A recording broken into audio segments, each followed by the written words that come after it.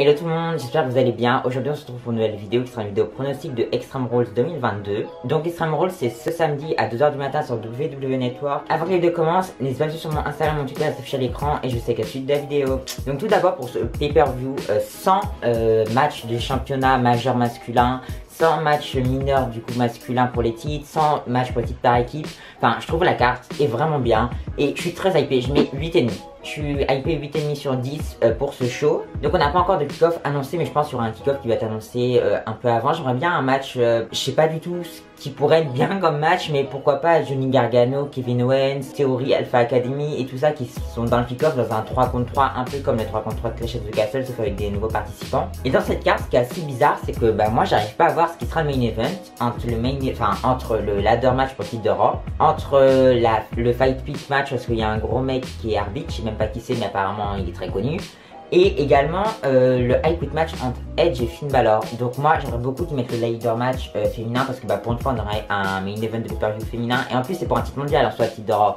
Mais bon, la fight pit c'est pas mal quand même. Bon, on verra bien, mais j'espère que les matchs seront bien placés. Donc premier match c'est le 3 contre 3, donc les Brawly Brutes là contre Imperium dans un good old fashion Donnybrook match. Bon, alors je sais pas trop ce que c'est, mais ça doit être un match sans disqualification et avec des objets du thème Donnybrook. Alors je sais pas trop ce que c'est, mais je pense qu'il y aura des objets un peu comme le Viking Rules match qui est entre le New Day et les Viking Raiders plutôt à SmackDown, sauf là avec des objets du type Donnybrook là. Donc je pense que Imperium ils vont gagner ce combat parce que en soi je pense que ça va être la fin de la rivalité ensuite. Donc parce qu'à SmackDown, Gunther je pense qu'il va conserver le titre intercontinental et ensuite dans ce 3 contre 3 Imperium ils vont gagner et on termine la rivalité là. Et je pense que vraiment que ça pourrait être l'opener. Genre j'arrive à voir l'opener et pas le main event, mais ça peut être un super opener pour nous mettre dans l'ambiance. Il y aura de l'action, ça va bouger et on va pas s'ennuyer. Je pense que ça va être un super bon combat. Deuxième match, ça serait Drew McIntyre contre Karrion Kross. Donc sachez que quand ce match a été annoncé, je pensais que ça allait être le main event, mais vu ce qui a été annoncé après, il y a bien mieux que Karrion Kross Drew McIntyre, même si c'est un strap match, même si c'est un gros match, il y a bien mieux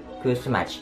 Alors j'ai très hâte de voir ce match. J'espère vraiment que Drew McIntyre va gagner. Ok, Karrion Kross c'est son premier gros match dans le main roster, mais il faut vraiment qu'il perde parce que Drew McIntyre il a perdu avec les Clash of the Castle, donc là il faut pas qu'il perde.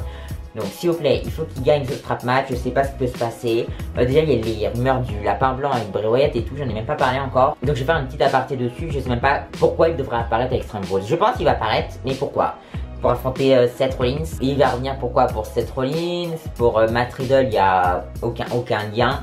À part qu'il est meilleur pote de Randy Orton. Enfin bref, je sais pas trop pourquoi il devrait revenir Bray Wyatt, mais je pense qu'il va revenir à Extreme Rules à un moment. Et donc je pense que ça va être un match assez violent, mais c'est pas le match qui me hype le plus sur cette carte. Troisième match, du coup comme j'en parlais tout à l'heure, c'est le leader match pour le titre féminin de Raw. Et donc moi, je soutiendrai tout le temps Bianca Belair. Genre Bianca, elle est là, elle est là, elle est là. Et je crois que elle est là-bas aussi. Bref, moi je suis team Bianca à fond. Sauf que là, j'espère que Bayley va prendre le titre. Je vous explique pourquoi. Parce que j'aimerais bien voir Damage Control avec tous les titres. Et jusqu'à WrestleMania, ils ont tous les titres.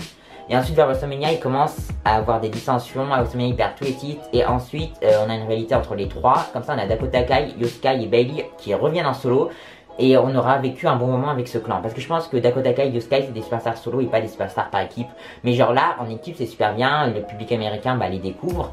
Même si je pense qu'il y en a la plupart qui les connaissaient. Donc j'espère que Bayley va devenir championne. Et en plus, si Bayley devient championne, que Sasha Banks fait son retour plus tard, on pourra avoir Bayley, Sasha Banks pour le titre de Raw à WrestleMania. En fait, c'est ça. C'est pour ça que j'ai envie que Bayley devienne championne.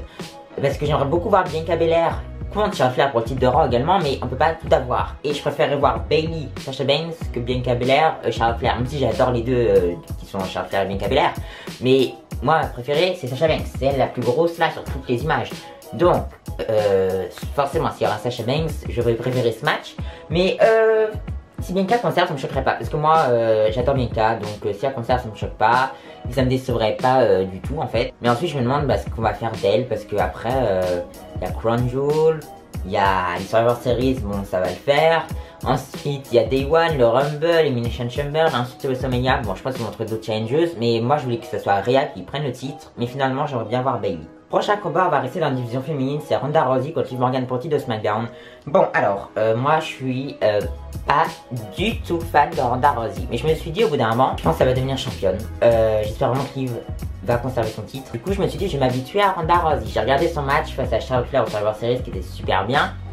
Le match face à Charlotte à Backlash, sauf qu'il n'y avait pas tant de grands matchs de Ronda Rousey. Il y en a, mais je les ai pas tous vus quoi.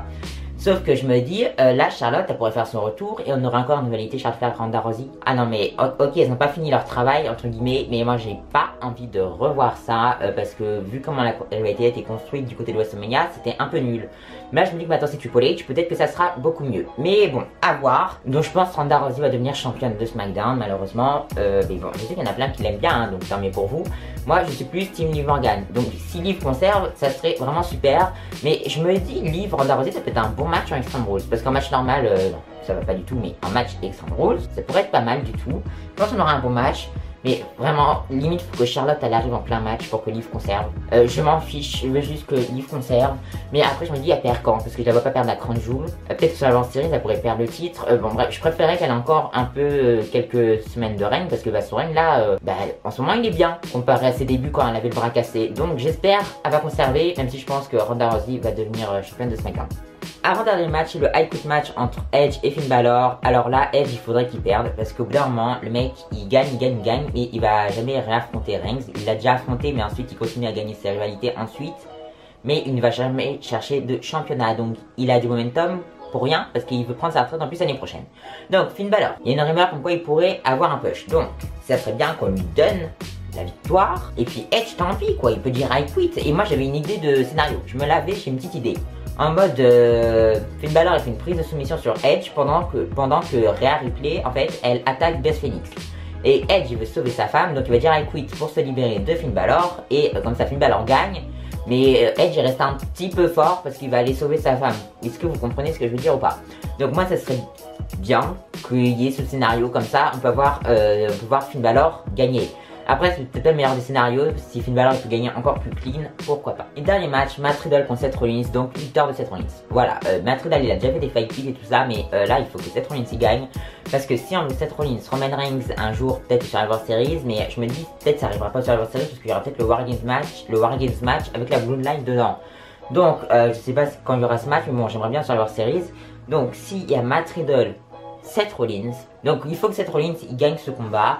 Et ça peut être un super combat. J'ai jamais vu de fight pit match. Enfin, si j'en ai vu un. Mais j'étais pas si impressionné que ça, je vous avoue. Donc là j'espère que ça va être bien. C'est original, c'est pas un match style Cage ou Hell in a Cell. Et Matt Riddle de toute façon il peut se reconstruire ensuite. Il peut avoir des victoires sur d'autres gars, je sais pas. Sûrement pas Chad Gable parce que lui il enchaîne déjà les défaites. Mais sur d'autres gars pour reprendre un peu de momentum. Et puis j'espère que la vérité va se terminer là. Parce que après je vois pas ce qu'ils peuvent faire. Ils peuvent faire un Hell in a Cell pour terminer à Crown Jewel, j'en sais rien. Bref, en plus il y a l'arbitre spécial qui est Daniel Cormier. Très connu, je ne connaissais pas. Apparemment Brock Lesnar et lui veulent s'affronter ou je sais pas quoi. Donc s'il y a Brock Lesnar à la fin du show pour affronter lui à Crown Jewel, pourquoi pas. Enfin le mec j'espère qu'il s'est catché votre gars là, Daniel Cormier. Parce que bon si c'est pas catché, qu'ils viennent pas. Mais je pense pas que Brock Lesnar il va se pointer à Extreme Rules. Bah alors là, je sais pas si je serais plus surpris entre Brock Lesnar et Bray Wyatt. Parce que Bray Wyatt il y a des clips. Enfin Bray Wyatt il y a plein d'indices. Donc je suis surpris de voir comment il va arriver. Alors que Brock Lesnar, vraiment, il va sortir un peu nulle part, à part qu'il y a le mec là qui va être là et qui vont peut-être s'affronter un jour. Bref, du coup, n'hésitez pas à me dire vos pronostics en commentaire et votre niveau de hype sur ce show. Du coup, voilà, c'est la fin de cette vidéo. J'espère que ça vous aura plu. N'hésitez pas à la liker, la commenter, partager, abonnez-vous. Et donc, moi, je vous dis bye en prochaine vidéo. Bye!